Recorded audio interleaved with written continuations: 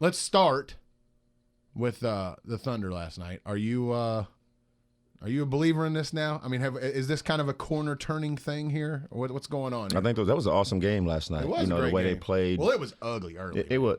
Guys made big shots early in the game. It was more defensive effort. You can tell guys were really the energy was high. There was lots of rotations. Shots were contested. But throughout the course of the game, they got a little bit more loose. Both teams transition kicked in, but it was a fun game to watch. Just to see guys make big shots, see guys make big plays, and Russell is absolutely so fast. I mean, it's incredible how fast he is, and how quick he got to the basket on that out of bounds play was insane. He couldn't get over take a charge fast enough. He was gone. 2 dribbles at the basket. So it was an awesome game. It was to the point where Hubie Brown. When Westbrook made that shot, Hubie Brown's like, now there's still plenty of time.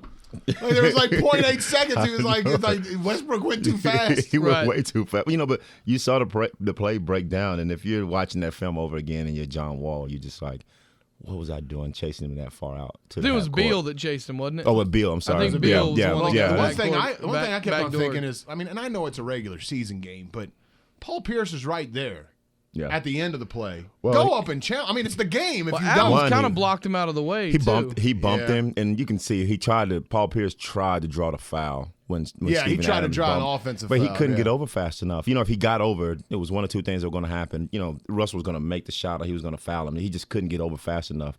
Regardless, I would have just hammered him. Everyone's talking about the Russell shot at the end of the game, and yes, that was great.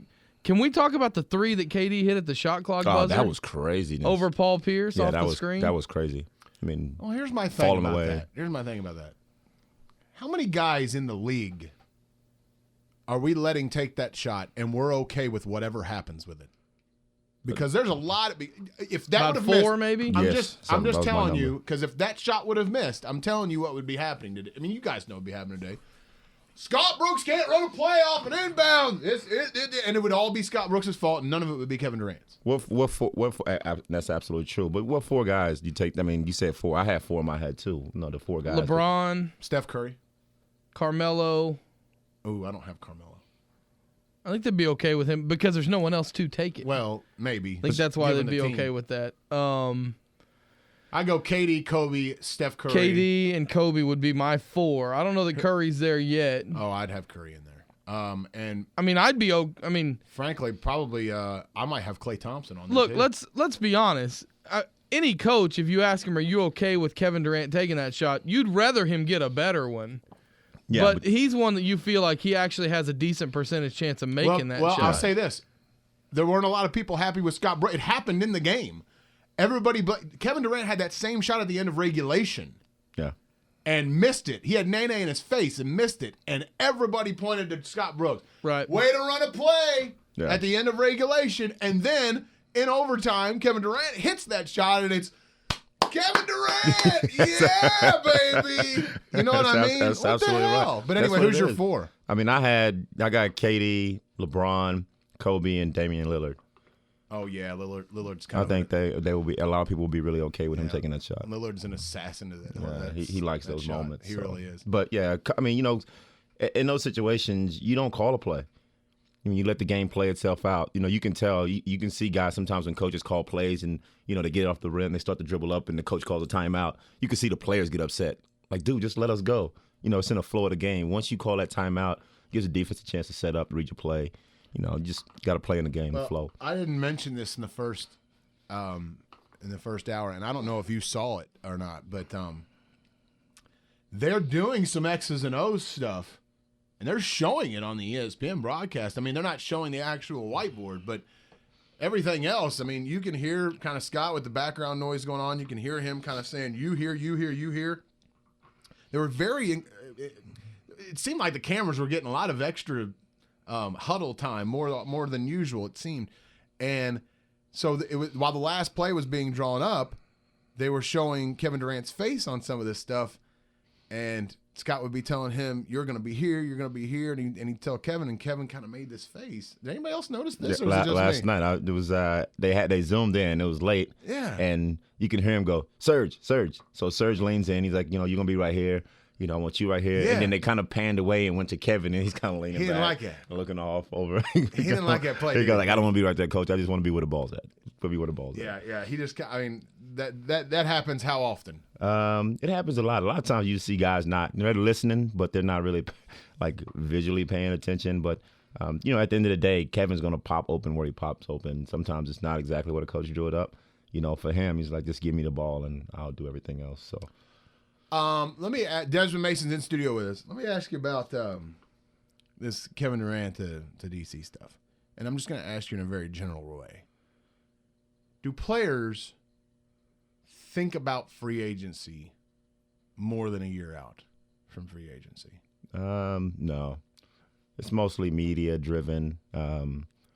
Players don't look that far in it. I mean, you know, really, players are tunnel vision on that one season. You know, and sometimes you get guys who are really, you know, maybe it's the first big contract, Reggie. Guys on the back end of their careers, looking for another couple of years or so, Kendrick. You know, you see those guys start to focus. But when you have guys that are just in the flow of a contract, you know, they got a couple years away, or even some guys, big guys like Kevin, that have a year away, they know they're going somewhere. You know, they don't get too focused on what the free agent market looks like. You know, they just want to play well, win games, you know, advance to the playoffs and possibly win championships. How much did you focus on it? My first contract, a lot, you know, because it was an extension year and, you know, everyone was getting paid that summer. And so, you know, obviously it was on my mind, but I was still able to go out and perform. But, you know, it's there. You can't say it's not there. But once I got past that contract and got it signed to that long deal, and then, you know, after that, it was kind of like, okay, I solidified myself, you know, for my future. You know, now I just got to stay healthy and play well. I'm sure Zach has asked you this before because he asks every ex-athlete this. But what was your first big purchase you made when you got your first, like in the NBA rookie contract, first time you thought, so the first time I had my own money? Yeah, I've really wanted that, and now I can buy it with my own money. Not my agent's money, Mom. A house in Seattle. You know, my agent, when I signed with him, he bought, you know, a car. It's like the typical like blue chip. Right. Like your agent buys you a car. Yeah, he'll give you the and advance. put you a little money in the bank, and so that happened. That part happened. But once I was, you know, I got my own checks and, you know, blah blah. I bought a house in Seattle. Yeah, so that was my first big purchase. And what was the? Can you kind of peel back the curtain and give us what you were actually like thinking? What was going through your mind when the actual physical check, the first one, actually came through and was in your hands? Yeah, I gotta tell this story. I mean, I gotta tell this story. It may be not so kosher to tell on the air, but I'm gonna tell it anyway. I think it's fun. It's funny. We've already done. Yeah, we've already been through this, Mason. I know. You're just going to tell us everything. And it's always Gary Payton too. Like, unfortunately, G is always the guy because he was so. You know, Gary was the highest paid point guard in the NBA at the time. You know, he was a double guy. I mean, just a crazy good player.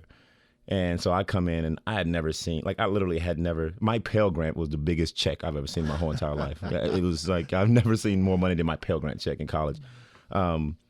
So Gary, you know, they give us our checks, and they're all dead checks. None of them are live. You know, they've all been deposited into your accounts. So they give us a check, and okay. So there's no live checks. The checks Okay. are too big to be live to walk around with a check like that. Gotcha. So, like, you know, I get this check, and I look at it, and first time I learned about taxes, you know, especially on our level. Oh, yeah. And so I look at this check, and it was like a $30,000 check. It's like my Friday. 30, you said? 30,000. I'm like, I get 2 of these a month. Like, this is crazy. 30,000. So I'm looking at this check, and I look at it, and Gary's like got his check walking around, you know. So he comes to me, he's like, let me see that check, young fella. And I look at it, he looks at it, he's like, that's nice. That's nice. He hands it to me, and then he hands me his. And it was like $670,000. And I was like, what? You're getting $1 million, you're getting 1.3 a month. A month. A month. And I was like, that was insane. It was insane. Do you get, is it 12 months? Is It depends over 12 months? It depends on how you negotiate in your contract. I wanted to get paid 12 months, you know, just so I always had a check coming, because most guys get paid over the season. That's the way I'd want to do it. Yeah, too. some guys just get paid over the season. Some guys front load their contracts. Some guys want it all in one check. You know, your financial advisor's like, give it all to me because I can invest it faster. Right. So it just depends on what you negotiate. But I negotiated 12 months, so I continuously I got used to having checks coming, you know, all year long. So it was never that lull. 30,000, and then Gary Payton comes in and 600. shows you up. Yeah, 600, and that was after taxes. What was the taxes on your first one? Do you remember? You remember the? I think our bracket was like 39.5% or 40% or something like that. It was crazy. And if terrible. you played in Canada, you paid American and Canadian tax. So that's why nobody wanted to play for Vancouver. I heard Toronto. Keith Olbermann was talking about how he said that when he was working at MSNBC and he would still go to some baseball games, that he would go into locker rooms, and he said players kept always coming up to him and going, "Hey, what's the deal on this flat tax? Can we get that?" Because all the players are mad that they were paying so much in taxes. He said that's the only politics they ever wanted to talk. It is. What do you know about the flat tax? You look at it. I mean, when you look at that check and you see the tax breakdown, you see like your gross number, and you're like, "Holy cow, that's what I'm talking about." And then you get down to the line, and you're like, "Oh, what just happened? The government's doing this to me. Uncle Sam is a crook." Well, then, I mean, tell the breakdown. Tell people the breakdown. I've had this conversation with athletes before where they're like, somebody, like, I'll never forget the first time that I ever asked this question of a professional athlete, and I'm pretty sure it was Steve Young. And he was like, he's like, "I don't think you get it, young man." Of course, I'm doing sports radio. This is like I was 23 years old or something like that. And he goes, let's say I make $5 million in a year. My check comes in and it's, and it's gross for, I gross, I don't know, $600,000 in a paycheck, whatever. Yeah. He says, well, first off, Uncle Sam's taking 40. Yeah. 40%. So now subtract that. He goes, now, agent, manager, if you got one, what else? A house, ain't cheap, relatives, friends, lavish lifestyle on top of it. It's like at the end of that check, at the end of that month, there might be, out of that 600,000, there might be 100 left, maybe. Yeah. It's like, but I mean, it ain't all rosy. It's kind of this thing. Yeah, just to make the numbers roundballing really quick. I've had this conversation. I've had a coffee shop talk at Starbucks with some of the older guys. They talk about, I just don't know how guys, go through all that money. And I'm like, okay, well, let's say a guy gets a $20 million deal. That deal is probably more like 12, 13, maybe 14 million. So that's over 5 years. So then your agent gets 4%, right? So that's whatever it is. Then you buy, yourself a house, right? And especially in professional sports and basketball, like 80% of the players are like African American. 70 of that 80% come from like single parent homes or poverty-stricken situations, blah, blah, blah. Never dealt with money before. So, and they're just single parent homes. So, right, they buy their mom something, maybe a sister something, a house or a car, whatever the case may be. And then you're living your own lifestyle, whether it be large or not, you live in your own lifestyle. That $20 million deal you had turns to about 8 over 5 years, just like that, before you know it. I mean, and so you think about it. Now you're making 1.7 a year, right? Net, right? When it's all said and done, right? So it goes a lot quicker than people After think. 20, you get a $20 million deal, and you're getting 1.7 a year. And if you never had money, and no one taught you, now, if you come from a background where people had that under control, your parents both worked, and they had 401ks and blah blah blah, then that's different. But when you come from a situation where your mom never made more than $35,000 a year, or your dad, that's why all lottery winners go broke, because they don't know how to deal with that kind of money, and people come in and they feel like it's never going to end. You came from a stable home, to some extent, and now were you taught? Matt Holliday always told me this about 5 years ago. He said, he goes, my thing was I didn't know I didn't know how long I was going to be in the league or whatever. But when I got drafted, I got $1 million signing bonus. Mm-hmm. And my dad said, my dad wanted me to stay in college. He goes, I'll tell you what, you can go ahead and leave and go now. Since you're getting drafted, you're going to get offered this $1 million signing bonus. But that $1 million I am taking, and we're giving it all right now to a financial advisor, and that's what you're going to be retiring with. You're not getting a cent of your signing bonus. Yeah. If you want to do that, you can go. And he said, all right. He goes, and it was the best decision I ever made. Now, did you have any sort of teaching like that? How did that work for you? No, I mean, did you make mistakes? I come from a bad background. I don't really come from a good background from that standpoint. My dad spent time in prison. My mom was on drugs. I was running the streets when I was 11 to about 6 a.m. in the morning. So, I came from a really bad situation. My neighborhood wasn't the best situation, and but I didn't have a desire to die on those streets or get on drugs and live in that situation. So I really fought myself out. But once I moved forward, I had great people around me. Coach Sutton, his staff, my high school coaches, friends of mine. You know, I kind of detached myself from the friends that were bad news, and you know, I had another group of friends that really lifted me up. And then when I went to the NBA, I hung around good people. I didn't party and club and do all that stuff. I hung around good people. Brent Berry was one of the main guys that really helped me along the way. Michael Redd was a good friend of mine. We were always hanging out, but we were always out of trouble. So my dad made me fire my first financial firm myself. So I'm 22.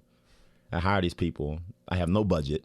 You know, they're giving me no budget, but they're taking my money, but they give me no budget. Right. And so I just kind of get uncomfortable. I talk to Brent Berry. He tells me all these red flags, and I'm like, you know, hey, listen, might not be the best situation for me. And I tell my dad, and he's like, well, your money, you got to do it. Call him. So I call this financial firm that's been repping me for like a year on the phone, and I say, hey, I'm going with this new firm, you know, Gary Fournier Group. I need you to transfer all my money tomorrow. And the guy's like, well, what do you mean? I was like, well, I'm going to move to another firm. And that was kind of like the way I told him. I was really nervous about doing it. And, I guarantee it. But that was the first time I had to do it. And once I did it, it was one of the best decisions I made, because then I started to learn about finances, muni bonds, how to invest, the market. You know, then I started reading it and learning it. And so you were really taught by Brent Berry and a good financial firm. Yeah, absolutely. And then I took initiative myself. You know, I for my NBA years, I was a Wall Street Journal guy. You know, I always got the Wall Street Journal and looking at it. I didn't know about half the stuff I was reading, but I kept reading it and asking questions, and before you knew, I started to pick it up. Same career. Let's say you have the same career and everything, same numbers, same paychecks. If you would have come straight out of high school and not gone and played in college, how much different would your life be right now? I don't know how long I would have lasted, honestly. You know, I was always an advocate of going to college. You know, even when our union was like, you know, I think guys should be able to come out of high school, blah, blah. And I'm just like, you miss so much if you don't go to college. There's things that I learned in college that are just, you can't learn them in the NBA.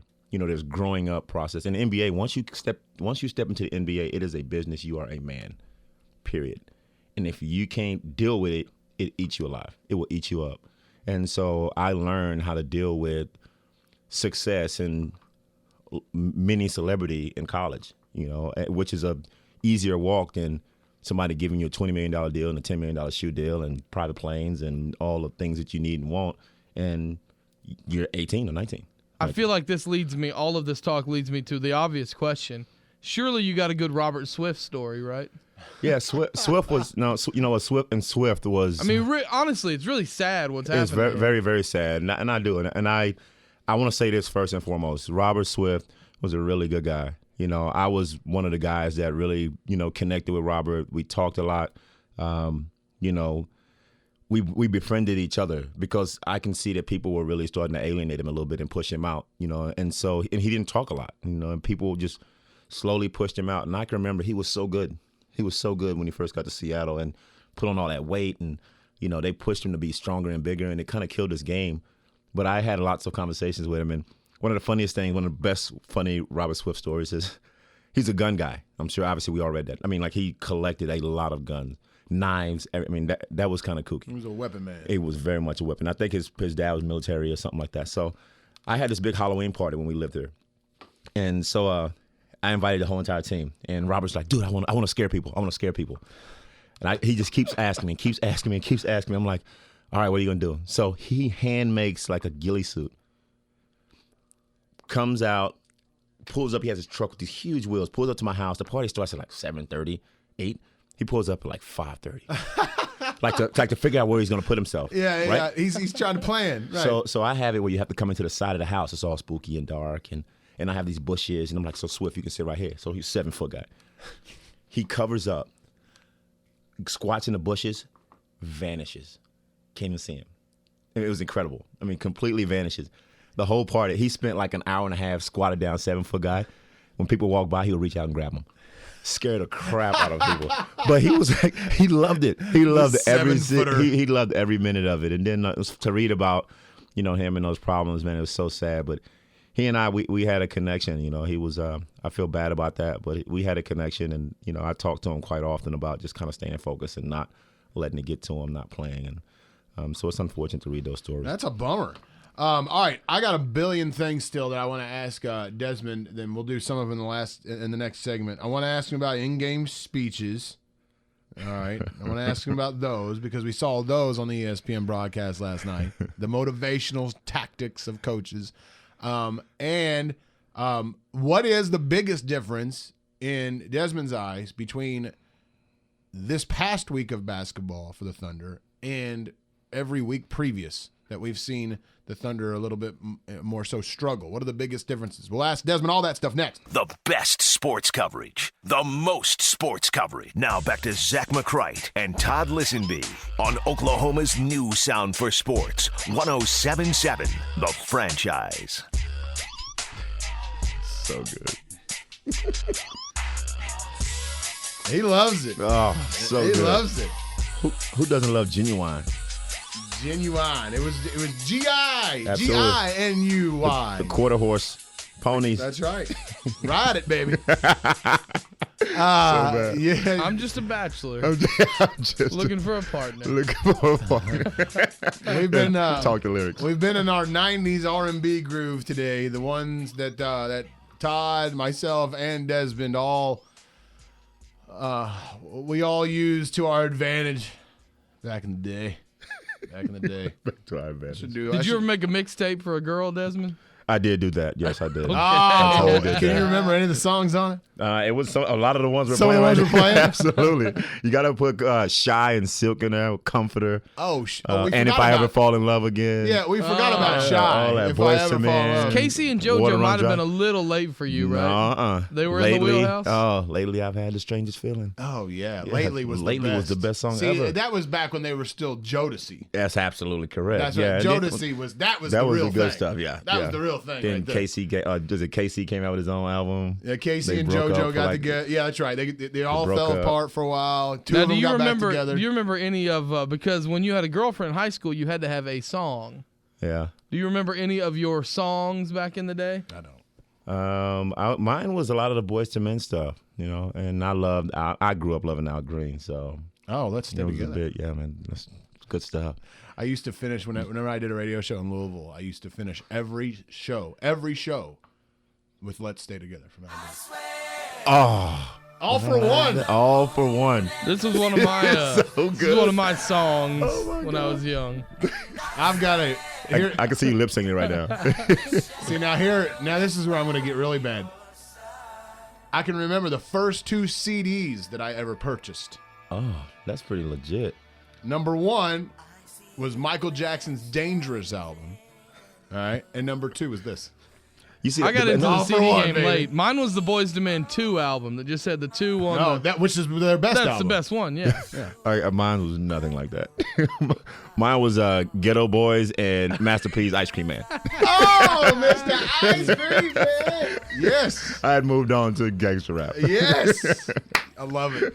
I did. Only the I hard-hitting did. stuff here Texas, baby. on the Desmond Mason Show.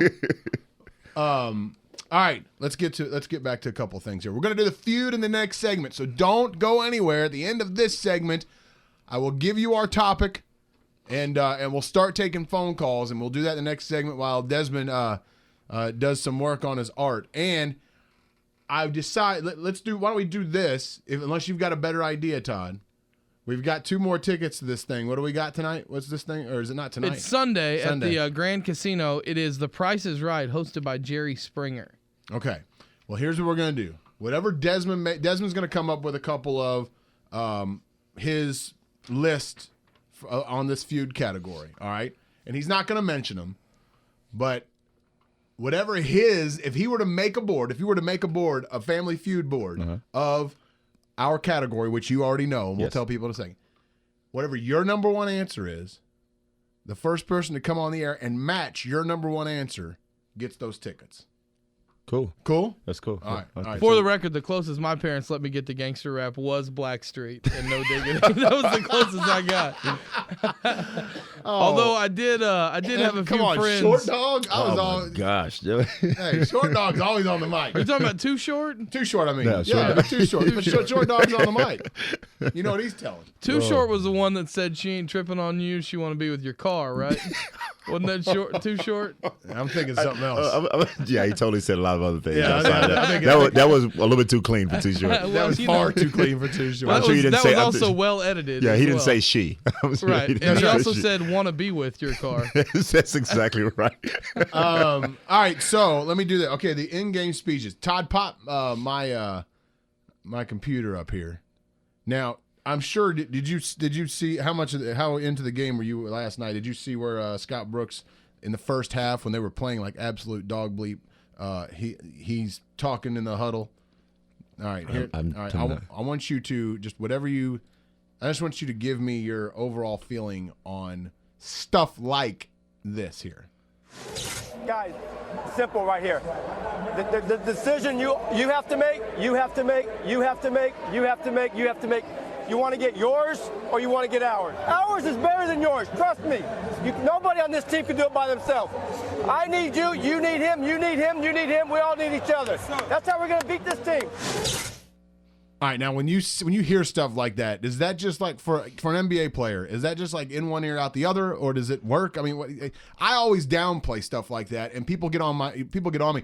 Scott Brooks is not a motivator, and I'm like, it doesn't matter. That stuff he says that same speech 500 times, and that was his 271st time. Yeah. They don't listen, or do they? You tell me if I'm wrong. It just depends on the situation and point in time in the game. You know, sometimes guys need that. You know, they need that motivation. They need that pickup. But, you know, listening to that speech, if I was the player sitting there, I mean, I would have been dialed into that speech. You're on the road in a hostile environment. You know, you're playing this team tough. Guys are playing well. You know, you lag a little bit, and he sees it, and he has to call it out. He's not going to call out guys individually. He's going to make it a team thing. And I think that's how you keep guys motivated to go out and play. Once you start calling out players individually, you can potentially get under their skin. And you do that, you know, they kind of fall apart. So if you're going to make a speech when the team's playing bad, you have to make it about everybody. It's a group effort, and then guys listen and go out and respond. But, you know, hearing that speech and hearing Scott say that, you know, if I was a player sitting there, I like that. I mean, that was a good way to approach that situation at the point in time of that game. All right, rank the coaches that you've had in your career from a motivational standpoint only. From best to yeah. I mean, give me top five from one to 4 or 5. My number one would be Coach Eddie Sutton. Number 2 would be Nate McMillan. Number 3 would be George Karl. Number 4 would be Terry Porter. Ooh, really? Yeah, number 4 would be Terry Porter. And then I would say number 5, it'll probably be my high school coach. It'd be Randy Carlisle. And he motivated us by running us in the ground. You tend to want to play hard when you're getting ran. That's right. But, you know, I had some other coaches, you know, Larry Kostoviak, and, you know, I played for Scott a little bit, PJ Carlissimo, and those guys. Good coaches. Give me a tag, because I'm sure coaches out there that are listening to this would be very interested in this sort of question, and probably are dying for me to ask it. Give me a motivational tactic that Eddie Sutton or Nate McMillan or George Karl, I mean, that you were just like, yeah, man, that one works. I mean, like, you know, those guys ain't running you. Yeah. Well, maybe Sutton did, but those NBA guys ain't running you. No. But there was another way they got into your head. How was it? Coach Sutton, I mean, everything we did when we approached our game, you know, we did everything in our practices. Everything was done by repetition, and defense was always first. We started our practices with defense.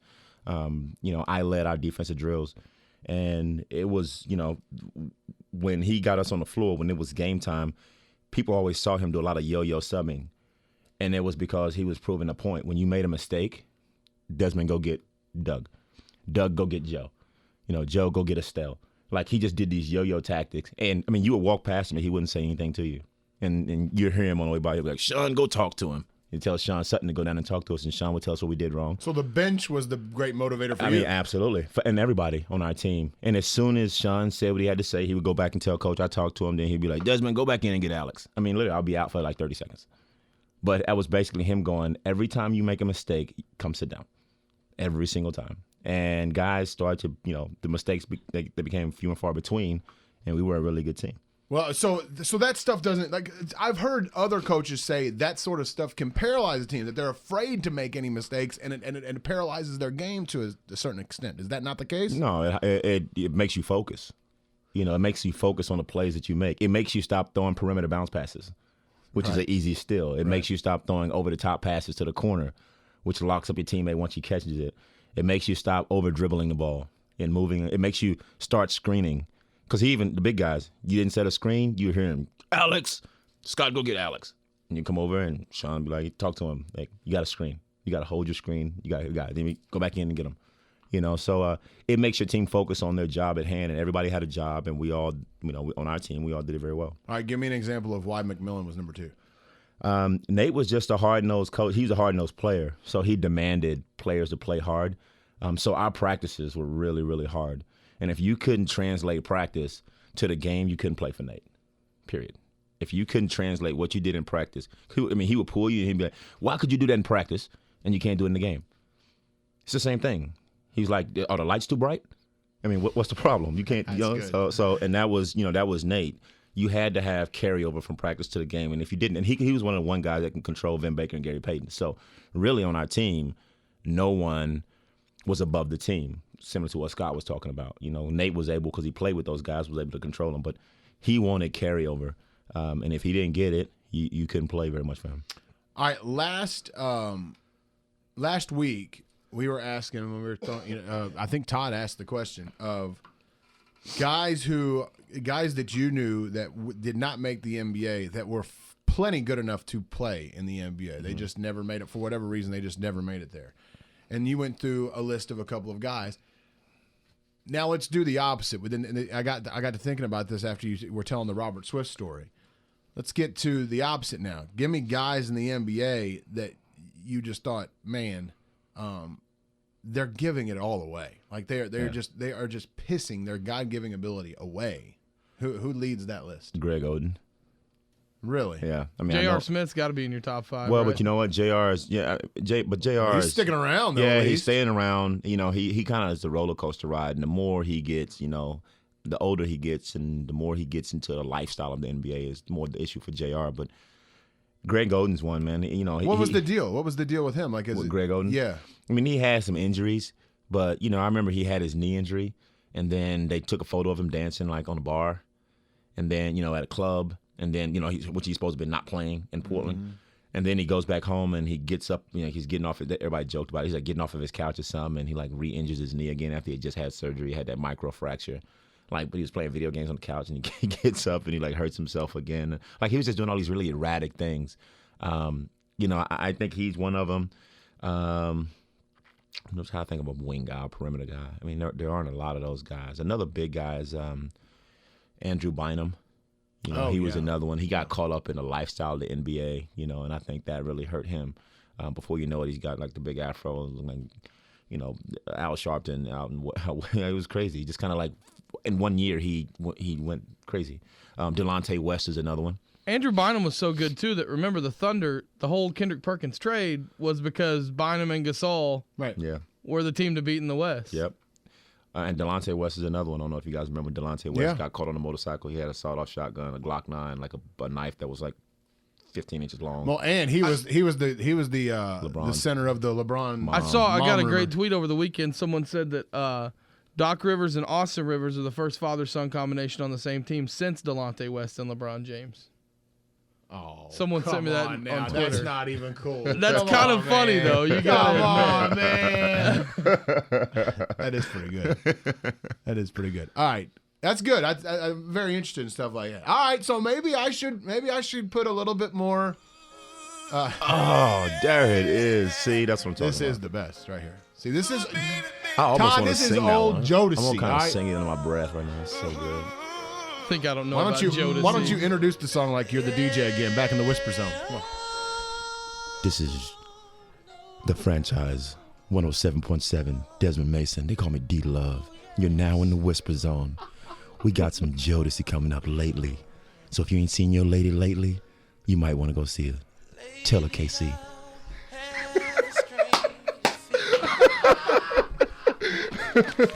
I had the strangest feeling. Oh, I'm playing that back. When you're gone, we're playing that back.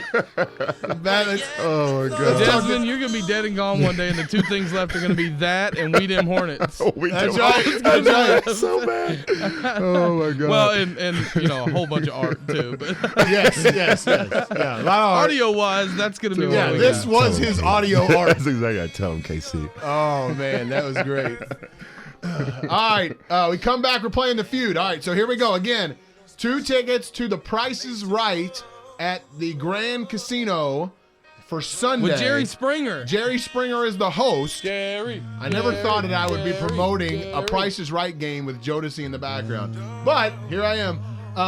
You guys call in 460-1077 as participants in our Family Feud. And if your answer matches Desmond Mason's number 1 answer in this category that I'm about to tell you, you will get the 2 tickets. The category is... Sing it. Come on. Come on. Oh, you always do. Background music. Yeah. Background music. Kurt Franklin. Start. Oh, yeah.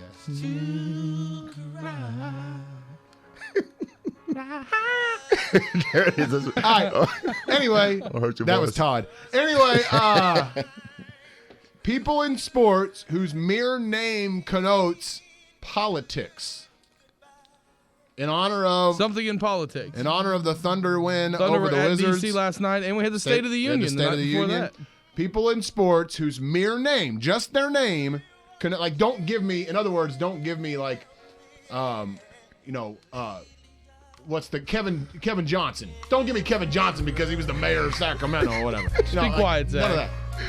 People in sports whose mere name connotes politics. 460-1077. If you match Dez's number 1 answer, you get tickets to The Price is Right this weekend. All right, play it to break. Tell him, baby. Coming up at 3 p.m., Sam Mays, Colby Daniels, and Kara Rice live from the Triple M Ranch. Now back to Zach McCrite and Todd Lisenbee on Oklahoma's new sound for sports, 107.7 The Franchise. How's this one feel for you? Oh, my God. This is what I'm talking about. And this one, close your eyes and sing this one. So good. Yeah, that's right. Anytime anybody sings this song, they're always closing their eyes. No one. And you can't sing this song without holding your hands up, too. Gotta have your hands up. Like, look at me. No, one out. Like, not out to your side, but out in front of you. I'm just saying, you can't stand hands in pockets and sing this song. Yeah, baby. Pour the wine. For the wine. Oh, man. So after this show ends today, are my bosses going to fire me? Yes or no? I hope not. They better not. No, that's what I'm saying. I don't care. This is good radio. I don't care what you guys say. All right. Now we got to do the feud. All right. Play the Family Feud. People in sports whose mere name are we rolling? Whose mere name connotes. What are you looking at? What do you, yeah, I got it here. Here we go. Connotes politics. On your mark, let's start the Family Feud. All right, 460-1077. Desmond Mason's got his number 1 answer. People in sports whose mere name connotes politics. In honor of the Thunder playing the Washington Wizards and in honor of President Obama's State of the Union address, people in sports whose name connotes politics. If you match Desmond Mason's number 1 answer, you get 2 tickets to The Price is Right, hosted by Jerry Springer at the Grand Casino this Sunday. We get everything ready over there, Todd? We good to go? Let's do this. Let's do it. You are up first. Go! Indianapolis Colts running back Roosevelt Potts. Got a president in there. That's good. You're up next. Go! David Justice. David Justice. Oh, that's a real good one. Well done, sir. By the way, Desmond, you hear him in the background. He is working on a painting. If you are new to this portion of our program, why can't we hear Desmond better? He's painting. We gave Des a canvas at the beginning of this NBA season when he started coming in here, and he's been working on an art project ever since for us on this canvas. First, y'all play that R&B music, then you turn Desmond's mic down. But anyway, every last segment, he adds a little more to it, and you know, it's just it ends up being one of Desmond's pieces, and we keep it for ourselves. This might be the last day for this one. Oh, this might be it. You are up next. Go. Lenny the Governor McClain. Did you hear it? I didn't. I think he said Lenny the Governor McLean. Oh, okay. I don't know who that is, but it sounds real. Yeah. You're up next. Go. You just Lincoln Kennedy. There you go, Lincoln Kennedy. It's a double barrel You're there. getting a double there. You love the double barrels. You are up next. Go. Reggie Bush. Desmond liked that one.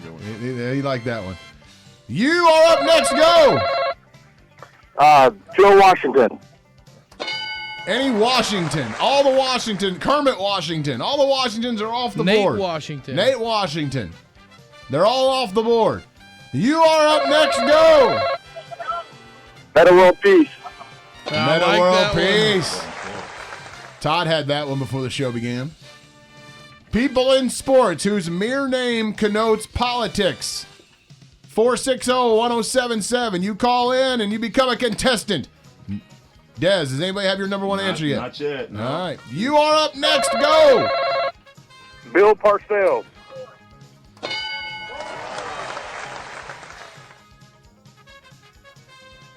Bills. They passed bills. In I know, but I know. now I know you're we'll just going with we'll just keep going. Next one. Go. Ha Clinton Dix. I told Des that one. I told Des, I said, that'd be one of mine. My number one's still up on the board, too. I got one for you. What's that? How about old-timey baseball player Tris Speaker? Thank you very much. Is he the Tris Speaker of the Eddie House? Oh, I see what you did Tris there. Speaker of the Eddie House? Is that what happened there? You are up next. Go. We got the old operator. Next one. Go. Jesse the Body Ventura. See, now that doesn't do it. Yes, he was actually a governor, but the name has got to connote it. Just the name. There is nothing about the word Jesse or nothing about the name Ventura. However, since Jesse Ventura was in politics, if you say Robin Ventura, see what we did there? Okay. You are up next. Go. Go. Lincoln Riley. Yeah, all the Lincolns are off the board, but it still counts. But all the Lincolns are off the board. You just buzzed him because there's an OU guy. Next one, you're up. Go. Go. Garrett Blunt. LeGarrette Blunt is always right. LeGarrette Blunt always makes it. I love that the guy there now that's becoming a thing, and every time somebody calls in and says LeGarrette Blunt, I love it. You know how that one got started, Des? I think the topic one day was things Plants. that connote a plant, and someone said LeGarrette Blunt. And then the next one was what? I think it was things at a party. And somebody said Someone said LeGarrette LeGarrette Blunt. So Blunt, now yeah. people just say LeGarrette Blunt every time. Everything. Next one, you're up. Go. Bill Belichick. Liar. Liar. Throw a liar on at the end. Sorry. Bills are off the board or no? They just this once they are not off the board. Oh, gotcha. That may be a hint to people out there. You are next up. Go. George Bush. All the Bushes are off the board. That sounded ornery. You are next up. Go. Otis, I'm not a crook. Nixon. Well done. Well played, sir. I am not a crook. You are next. Go. Teddy Bridgewater. And Teddy Roosevelt. That's good. I'm right. I'm in there. Desmond, if your name was Theodore, would you go by Teddy or Ted or Theodore or Theo? I would go by not Theo. I probably I don't know Teddy. I like Teddy. Theo. If we did top 4 Theos, Ratliff and Huxtable would be one too. wouldn't they? Huxtable's got to be one. It's got to be one. Huxtable's got to be one. Theo Well, Ratliff. 2-1. The Ratliff and Huxtable would be 2-1. That's right. Next one, you're up. Go. Go. Ingle McFringleberry. I do appreciate the effort. You're up next. Go. Jerry Rice. Do you get it, Des? No. Me neither. Am I missing greatest of all time? I'm trying to. Yeah, I don't got it. I mean, there is gerrymandering that goes on with districts, but I don't think he made that leap. Sounds like you profiled there a little bit. Typecasting. You are up next. Go. Actually, hang on. Now go. Steve Larson. Yeah, again. No. Tom Osborne. Yeah, people in sports whose just their name Bud Wilkinson. connotes politics. You're up Bill next. Bradley. Actually, that one does work. Oh, he does, yeah. That one works. You're up next. Go. Go. You're up next. Go. Bill Snyder. Nope. I mean, yeah. Not the one we're looking for. It's still on the board. You're up next. Go. Thurman Thomas.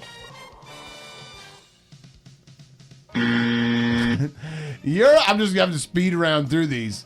No one's gotten Dez's number one, nor have they got mine. You're up next. Go. Bill Walton. Nope.